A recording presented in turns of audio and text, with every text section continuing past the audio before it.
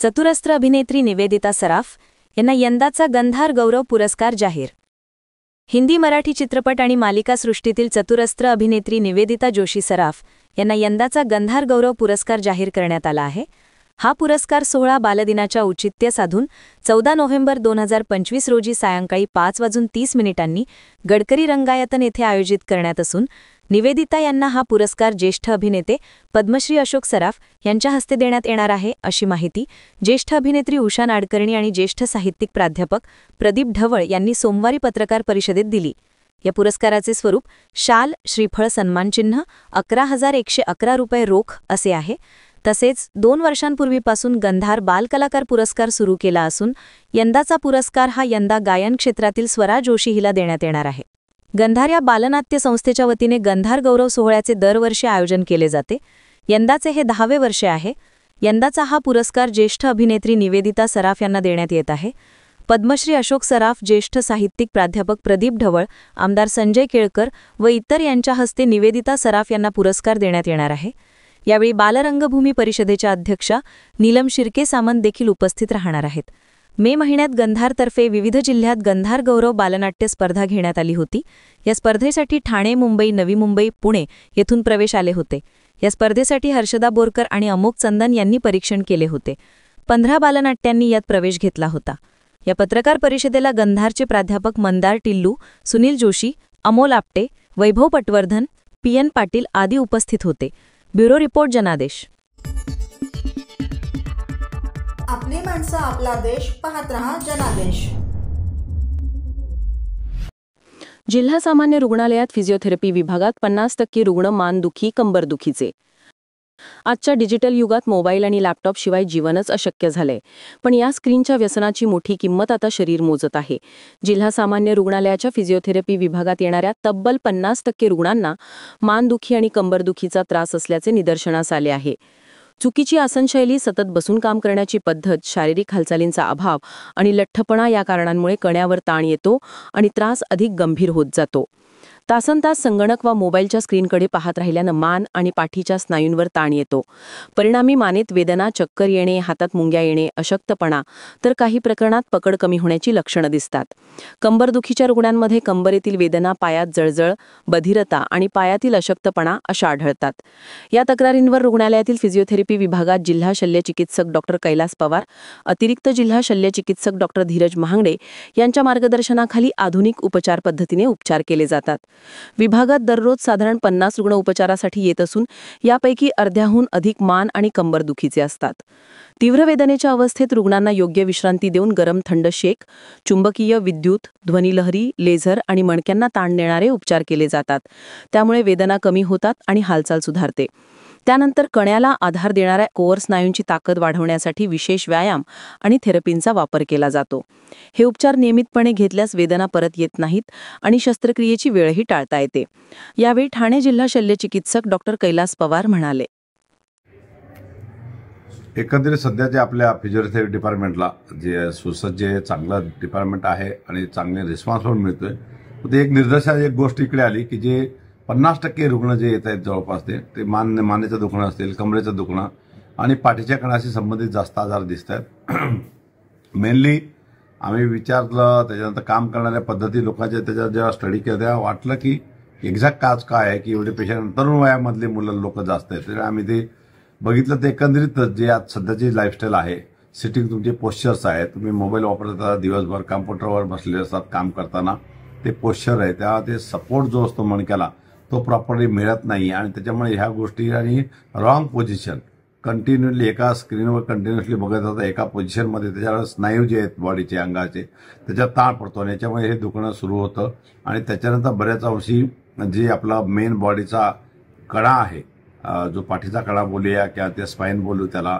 ते नेकपासून तर आपल्या कमरेपर्यंत याच्यावर काही त्याचे विपरीत परिणाम होतात। हे थोडे डिस्लोकेशन होणं, डिस्बल्ज होणं हा प्रकार त्याच्यामुळे उद्भवू शकतो।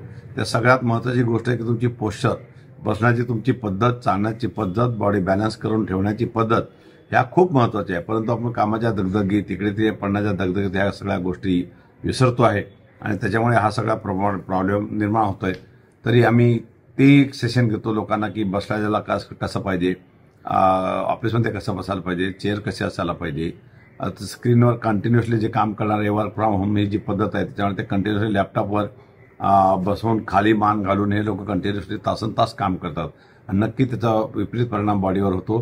तर या सगळ्या सवयी सोडून यांना ते वेगवेगळे लॅपटॉपला स्टँड येतात, कॉम्प्युटर डेस्कटॉप जो कॉम्प्युटर आहे तो जर वापरला, ते एक सर्टन हाईटला जर वगैरे ठेवलं आणि खुर्ची चांगली घेऊन त्याच्यावर प्रॉपर पोझिशन घेऊन जर आपण जर काम केलं तर नक्कीच या गोष्टी कमी करू शकू.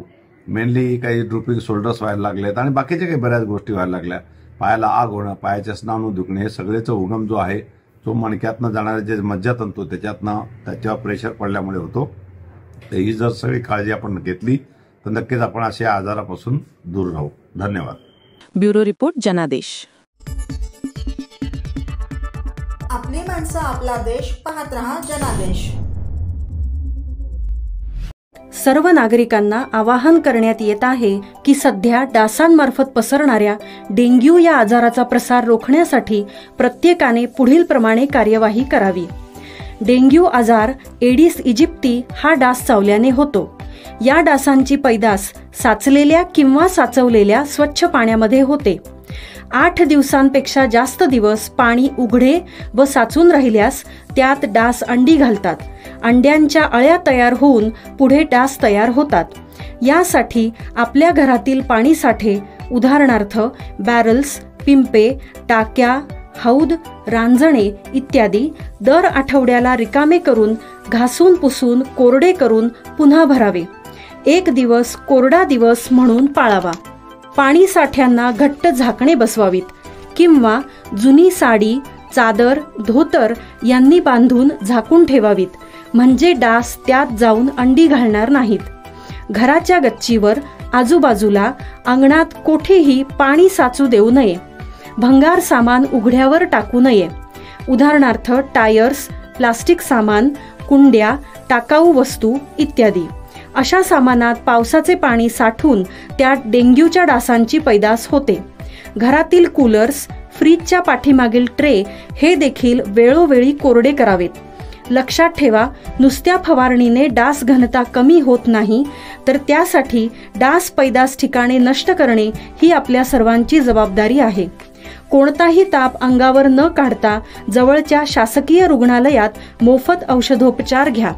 अशा प्रकारे नागरिकांनी सहकार्य केल्यास डेंग्यूचा प्रसार रोखणे सहज शक्य आहे.